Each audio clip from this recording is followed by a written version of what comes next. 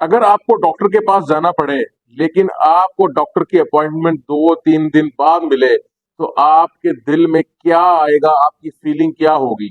आज की वीडियो है पाकिस्तानी मेडिकल निजाम वर्सेस बिल मुकाबल दुनिया का सबसे बड़ा मेडिकल निजाम। दुनिया का जो सबसे बड़ा मेडिकल सिस्टम है एनएचएस, यानी जो यूके का सिस्टम है, उससे हम मुकाबला करेंगे मेडिकल पाकिस्तानी निजाम में, कि पाकिस्तानी निजाम में क्या होता है और यूके के मेडिकल निजाम में क्या होता है।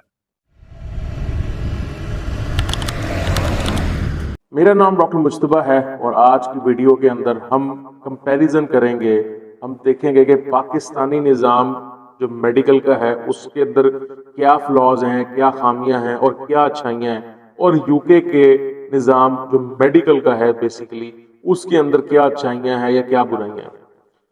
जब भी आपने किसी चीज के अंदर इस्लाह करनी होती है तो आपको एक पैमाना चाहिए होता है, आप किसी चीज से उसको कंपेयर करते हैं तो फिर आप ऐसे नतीजे पे पहुंचते हैं जिससे आप उसके अंदर इस्लाह पैदा कर सकें, उसके अंदर कोई अच्छाई पैदा कर सकें।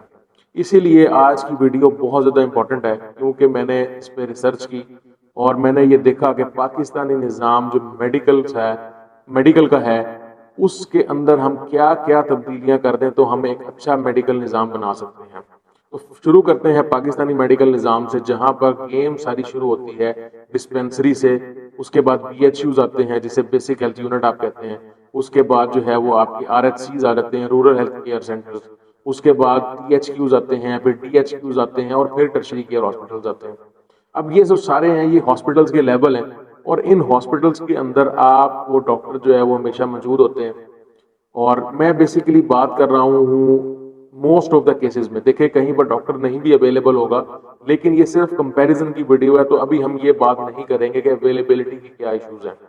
तो अगर फर्ज करते हैं कि डॉक्टर अवेलेबल है तो वहां पर आपको OPD की सर्विस मिलेगी, आपको वहां पर फ्री मेडिसिन मिलती है, आपको BHU में जो है वो 1-2 बेड की सहूलत भी मौजूद होती है, फिर RHC में तो प्रॉपर बेड की सहूलत होती है और एमरजेंसीज भी होती हैं, और फिर THQ और DHQ में प्रॉपर जो है वो फंक्शनल एमरजेंसीज होती हैं। और टर्शरी केयर के अंदर फिर जैसे आप सबको पता है कि डिफरेंट किस्म के डिपार्टमेंट होते हैं और वो फिर एक दूसरे से जो है वो अलाइन करके एक दूसरे से मिल के जो है वो चलते हैं और आपको एक हेल्थ जो है वो फैसिलिटी वो प्रोवाइड करते हैं।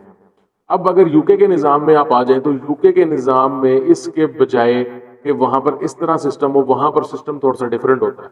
वहां पर जो आपका फर्स्ट पॉइंट ऑफ कॉन्टेक्ट है, यानी आपने सबसे पहले जिसके पास जाना है उसे वहां पर GP कहा जाता है। जो GP होता है वो 3 साल वहां पर एक स्पेशल डिग्री करता है और फिर वो GP बनता है। अब जब आप GP के ऑफिस जाते हैं तो वहां सबसे पहले आपको GP ऑफिस के अंदर रजिस्ट्रेशन करवानी पड़ती है, जिसपे आपको एक NHS का नंबर मिलता है। जो NHS का नंबर है वो आपके साथ पूरी जिंदगी चलता है और आप जिस भी हॉस्पिटल जाएंगे वो NHS का नंबर आप उन्हें देंगे और उनको आपको सारी हिस्ट्री जो है वो आपकी सामने आ जाएगी। इससे उनको आपके इलाज में बहुत जो है वो मावनत मिलती है, उनको आपकी हिस्ट्री पता चल जाती है। लेकिन इसमें जो फ्लॉ है वो फ्लॉ ये है कि जब आप किसी GP को कांटेक्ट करते हैं तो वहां पर आप ये नहीं है कि आपके सर में दर्द हुआ, गला खराब हुआ तो आप GP के ऑफिस चले गए। जैसे पाकिस्तान में आप जब भी चाहें तो किसी भी डॉक्टर में, जो डॉक्टर के ऑफिस में आप जा सकते हैं, जो गवर्नमेंट है।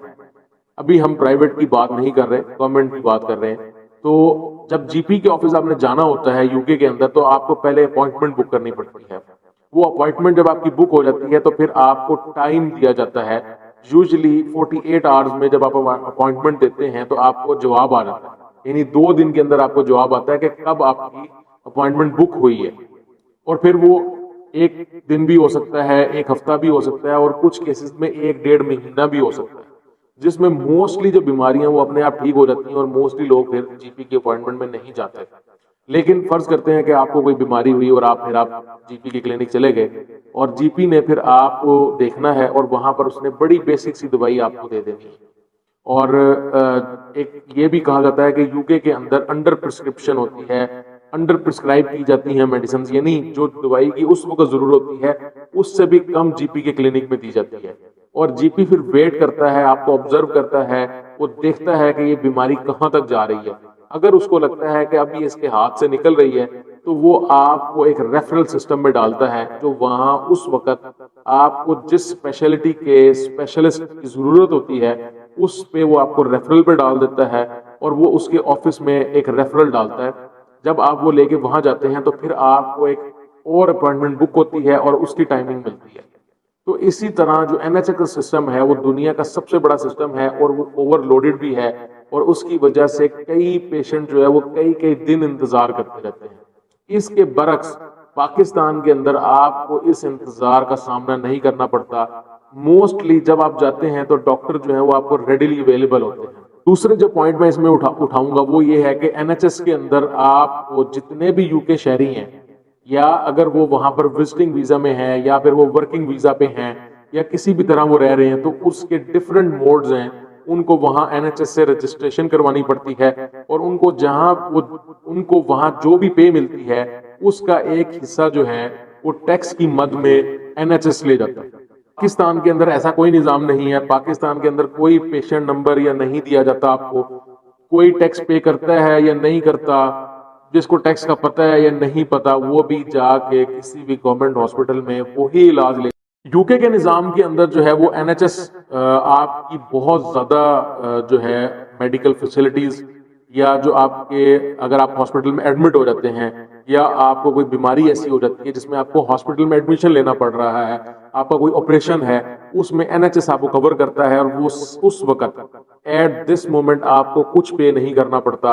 اور وہ دیکھا جائے تو ٹیکنیکلی تو وہ فری نہیں ہے، لیکن اس وقت آپ کو کچھ پے نہیں کرنا پڑتا وہاں پر، کیونکہ آپ ہر مہینے کی جو آپ کی پے ہے اس میں یہ ٹیکس کٹ رہا ہے اور وہ ٹیکس این ایچ ایس کو جا رہا ہے.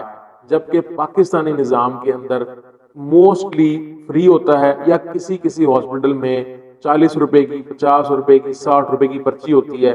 وہ آپ کی پرچی بنی ہو تو آپ جا کے کوئی بھی علاج کروا سکتے ہیں. کیونکہ میں نے پاکستانی ہاسپٹلز میں کام کیا ہے، اور میرے بہت ہی قریبی دوست اس وقت یو کے میں اور آئرلینڈ میں بھی کام کر رہے ہیں. اس ویڈیو کے لیے میں نے ان سے بھی کافی جو ہے وہ لینتھ کی ایک گفتگو کی ہے، جس میں مجھے ادھر کے پروز اینڈ کونس پتہ چلے اور ادھر کے پروز اینڈ کونس پتہ چلے. اگر میں ٹیکنیکلی یا کریٹیکلی انالیسس کروں تو میں یہ کہوں گا کہ پاکستانی میڈیکل نظام جو ہے وہ دنیا کا ون آف دا موسٹ سستا اور چیپ نظام ہے، جس میں آپ کو بڑے سے بڑا علاج جو ہے وہ فری مل جائے گا. لیکن یہاں غلطی کیا ہے، یہاں کے مسئلے کیا ہیں، اس پہ اگر میں بات کروں تو یہاں ایک سسٹم جسے کہتے ہیں اس کو فالو نہیں کیا جاتا. موسٹ آف دا جو ڈاکٹر ہیں ان کے پرائیویٹ کلینکس ہیں اور وہ اس طرح ٹائم نہیں دیتے. لیکن یہ صرف اور صرف سینئر ڈاکٹرز کی بات ہے.